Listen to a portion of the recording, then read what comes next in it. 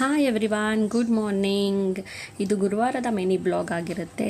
ನಾನಿಲ್ಲಿ ತೋರಿಸ್ತಾ ಇರೋ ಹಾಗೆ ನಾನು 9 ಗುರುವಾರ ರಾಘವೇಂದ್ರ ಸ್ವಾಮಿ ಪೂಜೆ ಮಾಡಿದ್ದೀನಿ.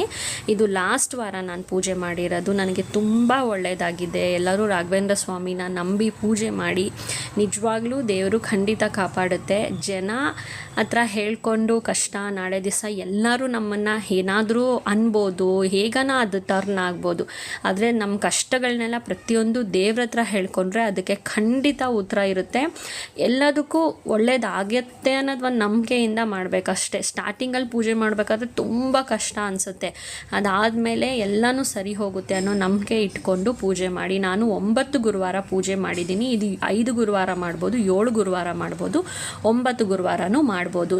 ಯಾರಿಗೆಲ್ಲ ಪೂಜೆ ಮಾಡಬೇಕು ಅನ್ನೋ ಆಸಕ್ತಿ ಇದ್ದರೆ, ನಾವು 9 ವಾರ ಪೂಜೆ ಮಾಡಬೇಕು ಇಲ್ಲ 7 ವಾರ ಪೂಜೆ ಮಾಡಬೇಕು ಅನ್ನೋರಿದ್ದರೆ ಕಮೆಂಟ್ ಮಾಡಿ ಹೇಗೆ ಪೂಜೆ ಮಾಡಬೇಕು ಅಂತ ತಿಳಿಸ್ಕೊಡ್ತೀನಿ.